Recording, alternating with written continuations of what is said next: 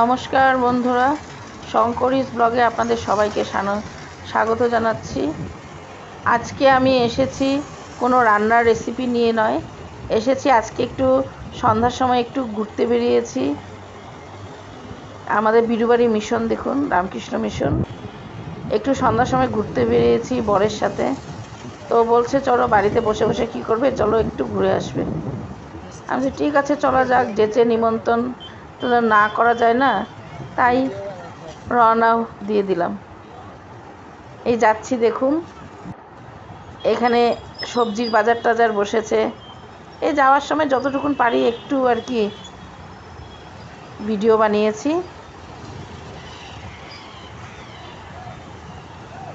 আমরা যাচ্ছি হলো গিয়ে আমাদের উলুবাড়ি শিব মন্দির, উলুবাড়ি এরিয়া পড়ে।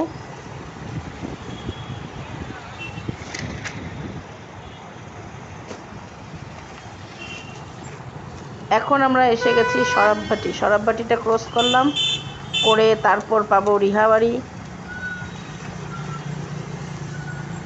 সবাই হয়তো বলবেন, যারা গুয়াহাটির মানুষ আমার ব্লগ দেখেন, চেনা জানা এরিয়াগুলো বলে বলে দিচ্ছে। আমি আপনাদের জন্য নয়, যারা বাইরের মানুষ আমার ব্লগটা দেখেন, আমি তাদেরকেই বলে বলে যাচ্ছি। ওনারাও জানেন আমাদের গুয়াহাটির শহরটা কেমন, একটু ওনাদেরকেই আমি দেখাচ্ছি কাছের থেকে। এই যে দেখুন বন্ধুরা, এটা আমাদের পানবাজার ওভারব্রিজের এখন কনস্ট্রাকশন চলছে। এটা হলো এক সাইডে করেছে, এখন আরেক সাইডেরটা করছে। পুরনো ব্রিজটা ভেঙে দিয়েছে, ভেঙে নতুন করে বানাচ্ছে। এই দেখুন পুরো ভেঙে দিয়েছে। আমিও আজকে প্রথম দেখছি, এতদিন আমি দেখিনি। এই সাইডে সাধারণত কাস্ট ছাড়া আসা পড়ে না, খুবই কম। সেজন্য আমরা এখন সোজা যাচ্ছি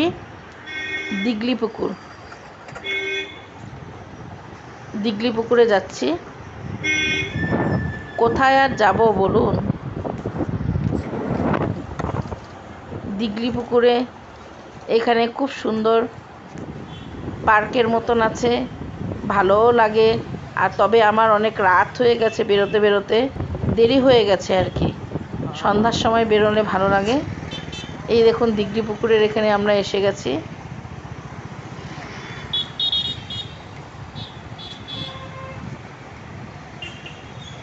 এখানে যে স্ট্রিট ফুডগুলো যে বিক্রি করে,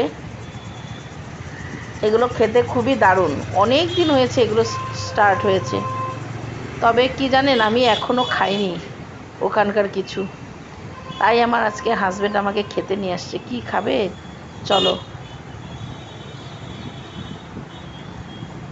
কি আর খাবো বলুন, যা খাবো সবই এটা না ওটা না, এটা বারণ, কি আর খাবো। আগে ফুচকা খেতে ভালোবাসতাম। ফুচকাটা ছোটোবেলা থাকতে কত ফুচকা খেয়েছি, কিছুই হতো না। এখন ফুচকা খেলে, টক জল খেলে পায়ে ব্যথা, মাথা ব্যথা, শরীরে ব্যথা। যা, টক জল ছাড়া যদি আমার হাজব্যান্ড বলবে তুমি টক জলটা খেও না, এমনিই খেয়ে নাও, শুকনো খেয়ে নাও, তাতে কি মজা আসে বলুন তো? শুকনো ফুচকা খেলে কি কোনো মজা টজা লাগে? ফুচকা খেলাম না রুটি আলু খেলাম, লুচি আলু খেলাম, কিছুই বোঝা গেল না, টক টক ভাব যদি না আসে।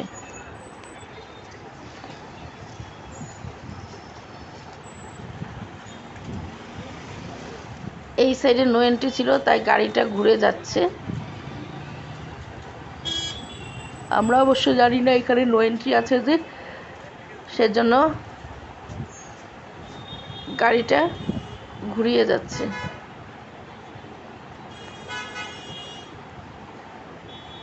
ছোটবেলা আগেকার দিনগুলোই খুবই ভালো ছিল। এখন আর এগুলো, আমাদের বাচ্চারা তো সেরকম কিছুই না। ওরা খালি মোবাইল আর ল্যাপটপ আর টিভি, এই তিনটে জিনিসই ওদের কাছে আছে। আর আছে ট্যাব। ওরা এগুলোর মধ্যেই ওদের সব কিছু। আর জানে খাবার অর্ডার দেওয়া, খাওয়ার অর্ডার দিল কিন্তু এই যে বাইরে গিয়ে বসে খাওয়া, এটার যে একটা কি আনন্দ কে বলবে। আগে আমি ছোটোবেলা থাকতে স্কুলে যখন যেতাম আমাকে 1 টাকা দিত আমার বাবা, সেই 1 টাকা দিয়ে আমি আইসক্রিম খেতাম। এই যে লাঠি লাগানো যে আইসক্রিম, স্টিক লাগানো যে আইসক্রিম থাকে, একটা ছোট্ট ডাব্বার মধ্যে পেয়ে যেত, একটা বুড়ো মানুষ নিয়ে আসতো, আইসক্রিম খেতাম, কোনদিন আচার খেতাম। কি ভালো ওরা এখন, বাপরে, হাইজিন মেনটেন করে। আমাদের আর তখনকার দিনে খেলে কিছুই হতো না, ঠিক না বলুন? আগের দিন কি আর এখন ঘুরে আসবে? যা যাচ্ছে যাচ্ছে, সেটা আর ঘুরে আসছে না। এই দেখুন আমার স্ট্রিট ফুডে এসে গেছে, কি লম্বা, এখানে অনেক দোকান, প্রচুর দোকান, প্রচুর দোকান, জানেন। আমরা কিছুই খাইনি, শুধু আমার হাজবেন্ড বলেছে তুমি ফুচকা খাবে, খেয়ে নাও। আমি আর ফুচকা খাইনি, ছেলেকেও বাড়িতে রেখে আসছি, ও আসবে না, ওর একটু কাজ আছে, সেজন্য আসেনি। তাই আমরা দুইজন এসেছি, এসে কি আর খাবো, ছেলের জন্য একটা রোল নিয়ে নিলাম আর একটা ছোট্ট পিৎজা নিয়েছি। পিৎজাটার রুপিস জানেন, 59 রুপিস নিয়েছে, কিন্তু ভীষণ টেস্ট। বাড়িতে এসে না খেয়ে দেখলাম, জাস্ট টেস্ট করেছি একটু, মানে খুব টেস্ট পিৎজাটা। সাইজও কিন্তু ছোট নয়, একটা রুটির মতন, আমরা যে সাধারণত রুটি বানাই রুটির সাইজ, রুটির সাইজের মতন, মানে ভালো টেস্ট। আর আমরা ওখানে খেয়েছি অ্যাপেল জুস খেয়েছি, আর একটা আমি আইসক্রিম খেয়েছি, এই যে মেবারের আইসক্রিম, এই আইসক্রিমটা আমার খুব ফেভারেট। আমি ছোটোবেলার থেকে এই আইস খুব ভালোবাসি। রাস্তা দিয়ে যাচ্ছি, স্কুটার করে কোথাও যাচ্ছি বা যেখানে কিছু করে গাড়ি নিয়ে যাচ্ছি, ওকে এই দাঁড়ানো দাঁড়ানো একটা আইসক্রিম খেয়ে নিই। এই কোয়ালিটি আইসক্রিম টাইসক্রিম এত ভালো লাগে না, কিন্তু আমার মেবারের আইসক্রিমটা খুব ভালো লাগে। আগে ছিল 5 টাকা, এখন নেই 10 টাকা। এই 10 টাকা আইসক্রিম দিয়ে আমার তৃপ্তি, খুব ভালো লাগে আমার খেতে, বুঝলেন না? আপনারাও এরকম মাঝে মধ্যে বেরিয়ে যাবেন, আপনারা যে যেখান থেকে দেখছেন। আমাদেরও তো একটু ফ্রি টাইম চাই, ছুটি চাই, কি বলুন? দাদাদেরকে বলছি বৌদিদেরকে নিয়ে বেরোবেন, যাদের বাড়িতে মারা আছেন মাদেরকে নিয়ে বেরোবেন, বোনদেরকে নিয়ে বেরোবেন। সত্যি যা আনন্দ, যা খুশি, পয়সাটাই সব কিছু নয়, জানেন। যে এখানে যাব, মলে যাব, অমুক জায়গায় যাব, এখানে যাব, 5 স্টার হোটেলে খাবো বা 3 স্টার হোটেলে খাবো, রেস্টুরেন্টে খাবো।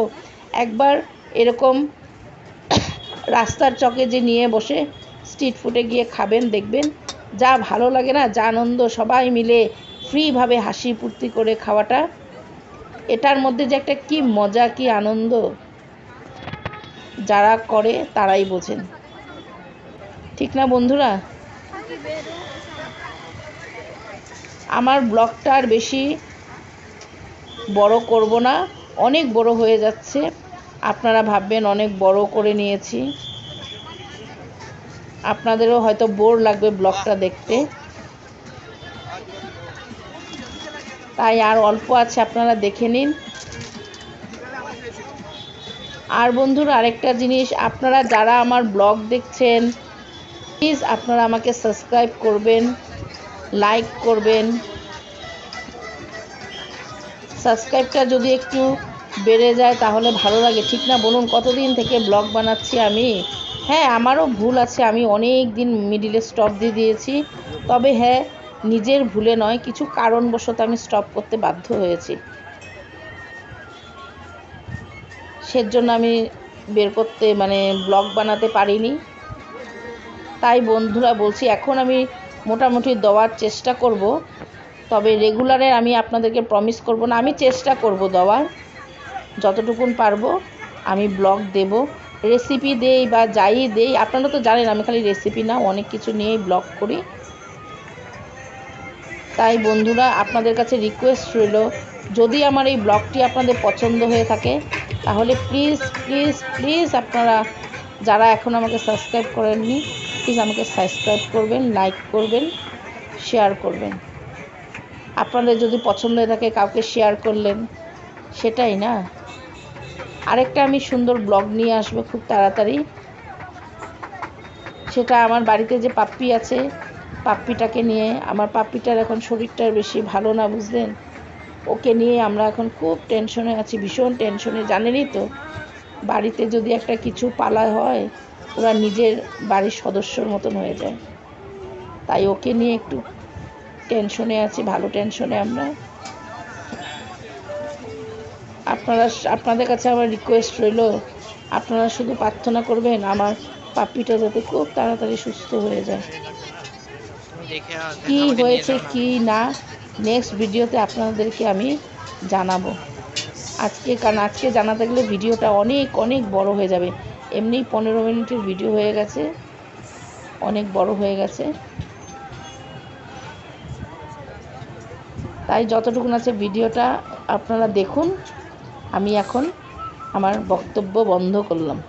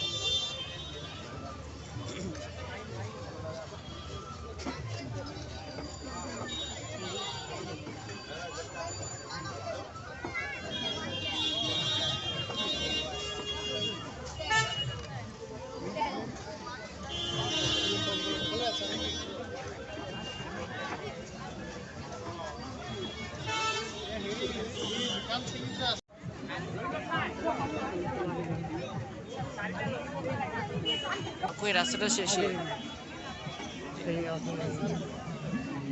সবার সঙ্গে জলদি জলদি ভিডিও করতে হবে।